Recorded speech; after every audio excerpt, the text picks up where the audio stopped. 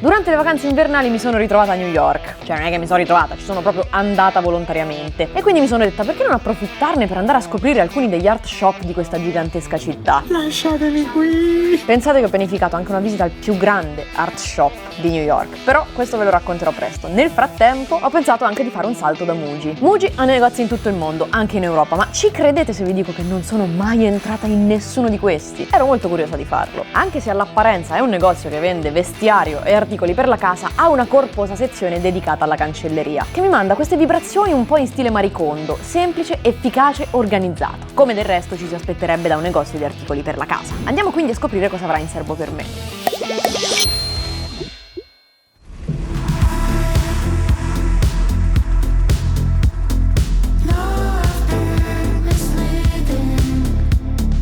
In questo momento sono felicissima perché stanotte ha piovuto e adesso c'è il sole. Siamo in una condizione di luce incredibile. È bellissimo, cacchio, sono troppo contenta.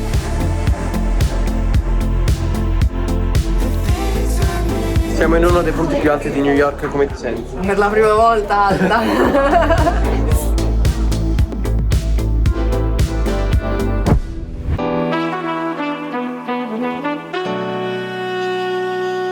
Abbiamo speso la mattinata per fare una passeggiata a Central Park e adesso ci stiamo dirigendo verso la Fifth Avenue, nella quale ci saranno degli art shop, secondo me sì.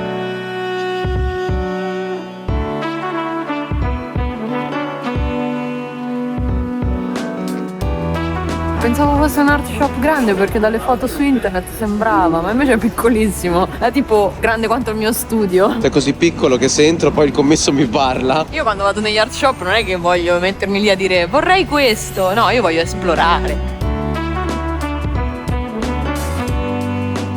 Hanno scritto a mano il tipo di penna su ognuno di questi contenitori. Sono tantissimi. Guarda, guarda, sono, sei un pazzo.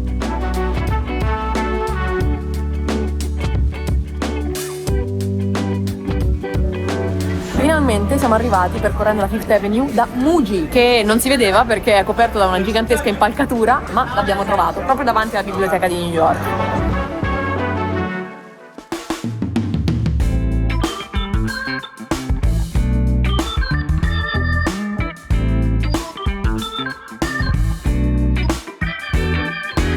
Pronti a razziare questo negozio.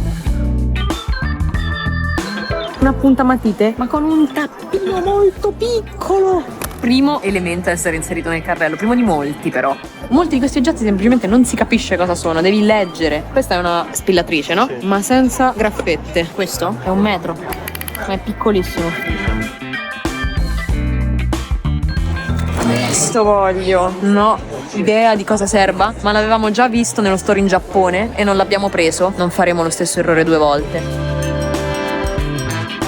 Questa è una puntamatite. È bellissimo. Vuoi, vero? Però possiamo prendere la versione piccola. Ma no, è bella quella grande. Ma no, è bella piccola. Ma tutto questo mancano le cose. Cosa vuoi? Taglierino piccolo. Taglierino piccolo. Dove si trova? È sparito. Sei ormai fissato su quello? Sì. Cioè lo vado a chiedere? No. No. Non mi piace parlare coi commessi. Questo è un evidenziatore un po' trasparente, così vedi dove devi evidenziare. Potrei passare l'intera giornata a fare solo così, ma la cosa bella è che non c'è neanche bisogno che io prenda una penna da ogni sezione perché c'è una confezione pratica e io la prenderò.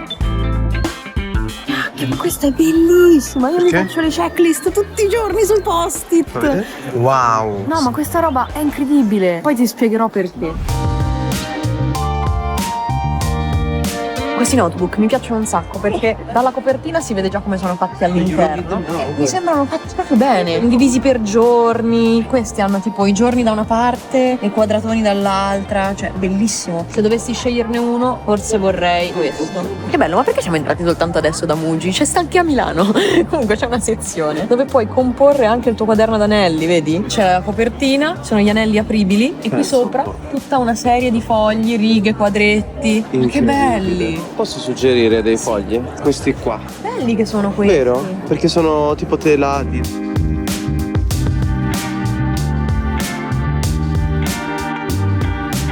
Perché l'hai dovuto girare? Non mi dà fastidio che non fosse lo stesso verso dell'altro.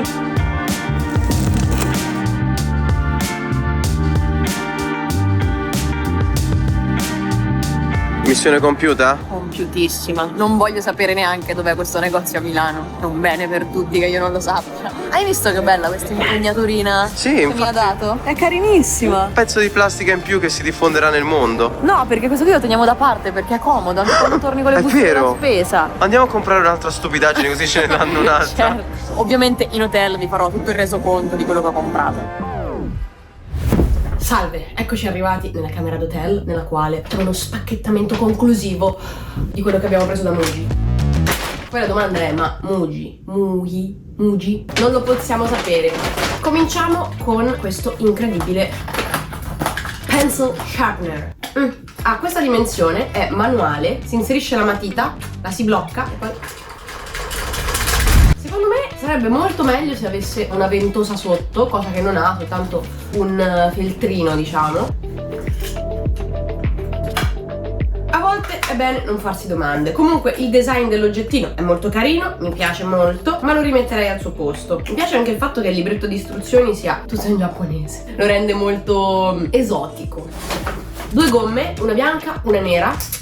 Quella bianca è una semplice gomma bianca, quella nera sulla confezione riporta la dicitura hard type, perché secondo una logica non ben specificata, nero è più forte del bianco. Poi abbiamo questo simpaticissimo, non so quando mai lo userò, però è carino, metro, molto piccolo, molto sottile. Premi qua e ti dà una frustata in faccia che però non ti fa male. Siamo fortunati che la misura è in decimali e non è imperiali, evviva. Poi abbiamo questo righello bellissimo, il cui uso mi è ancora un po' sconosciuto. Vorrei riuscire a capire meglio come usare i righelli di questo spessore. Qualcuno me l'aveva scritto nei commenti di uno degli scorsi video come si utilizzavano righelli di questo tipo, me lo andrò a recuperare. Questo, che è una sorta di memo book che io utilizzerò soltanto per fare gli storyboard, è perfetto. Ci sono 4 scene per ogni pagina, dovrebbero venderli ovunque sti cosi. Mentre questo, che è la manna dal cielo per la mia giornata, è una semplice task list. La cosa bella è che io faccio queste cose per rilassarmi, perché ogni tanto a lavoro inizio a sentire la pressione delle cose che devo fare e dico aspetta, adesso sono stressata? No, scrivi tutto quello che devi fare e andrà tutto bene, perché avrai la sensazione di avere tutto sotto controllo. Ho preso del washi tape, un nastro da mascherature così generico, ha soltanto un bel color terra che si adegua un po' alla palette colori di questa giornata. Poi abbiamo il micro taglierino che mi sento tranquilla nel poter dire che possiamo togliere da questa infame bustina. Guardate che bello! Ha anche la clippettina dietro per poterselo mettere tipo al collo, così cadi e ti ammazzi. L'hai lanciata, ti è andata vicinissimo nell'occhio. No, ma finché lascio questa cosa... Vabbè, comunque qui c'è una punta, che io non scherzo. Vabbè, senti, comunque bello, mi piace. Però adesso lo mettiamo altrove. Poi c'è un'altra versione del righello, ma stavolta di quelli apribili, quelli che si aprono, no? Ve lo mostro. Voilà. Pensavi che ci fossero solo 15 cm? Ebbene no, sono ben 30. Una serie di post-it che hanno come unico scopo quello di essere carini, perché sono come dei trapezzi ma non esattamente, e sono confezionati carini. Ecco il potere del packaging. Poi c'è un appuntamatite, indovinate qual è la sua peculiarità? Esatto, essere carino, con un tappino molto simpatico, con questo scattino piacevolissimo che lo rende anche un simpatico fidget spinner. Questo astuccio contenente penne gel di ogni colore, voilà, con la simpatica clip.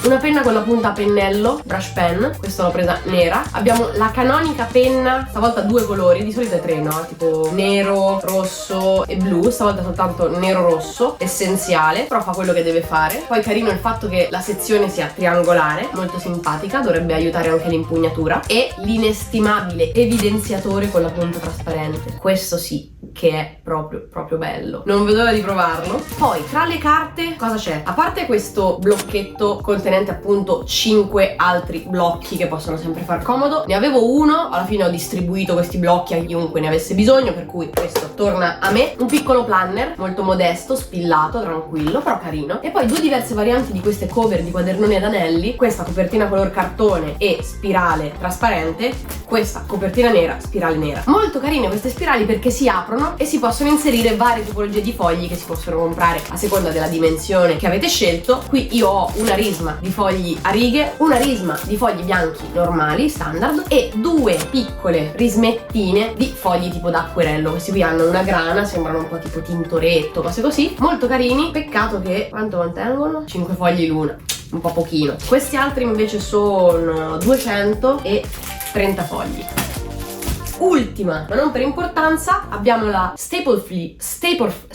non riuscirò mai a dirlo, Staple Free Stapler. È impossibile dire questa roba per un italiano e questa sono veramente curiosa di vedere come funzioni. Tu no? Molto. Staple Free Spacer. Staple Free. Vogliamo staplare i block notice che ci danno con la camera d'albergo? Perché no? Allora, vediamo, prendiamo 2 fogli qualsiasi, stapleriamoli insieme. Ha creato una freccia! Non ci credo, ma è stupendo! Ma questa è la cosa più bella che ho comprato! Guarda che belli questi fogli uniti assieme da niente più che loro stessi. Una mano che si incastra tra un foglio e l'altro, no? Poi c'è questa Portable Stapler. Qui sì che avrebbero dovuto metterti un libretto di istruzioni in italiano per spiegarti come si usa sta roba. Ah, che carina! È piccola! Ha un piccolo switch interno che facendo così diventa appunto utilizzabile. A quel punto si prendono 2 fogli, la si unisce, si sgraffetta il foglio, ecco adesso sono uniti, e poi lo switch interno per poterla richiudere, perché vedete altrimenti adesso c'è questo spessorino, se la chiudi vai a consumare una cartuccia a vuoto. Tiri su, richiudi, spessore minimo, la inserisci dove vuoi. Voilà, sparita. Arrivati a questo punto, molte di queste cose le regalerò probabilmente, tranne alcune che hanno appunto guadagnato meritevolmente uno spazio qui nel mio cuoricino. La pergamena antica ci dice: per questa spesa abbiamo consumato una bellezza di $750. Non è vero, sto scherzando, sono $103,88, anche se non ho capito perché ogni articolo ha il 10% di sconto, così a caso. Sconto totale $12. Grazie amici di Muji. Questo lo riporremo nell'antico nuovo testamento ranico in memoria di questo viaggio. E che dire, grazie per aver visto questo video. Ho sentito, sappiate, che in giro per New York c'è un altro store molto bello, molto grande, e nei prossimi giorni ci sarà occasione di andarlo a visitare, quindi rimanete connessi perché magari vi racconterò anche questa giornata. Nel frattempo, grazie mille per aver visto questo video, io vi mando un saluto, un abbraccio e un buffetto affettuoso.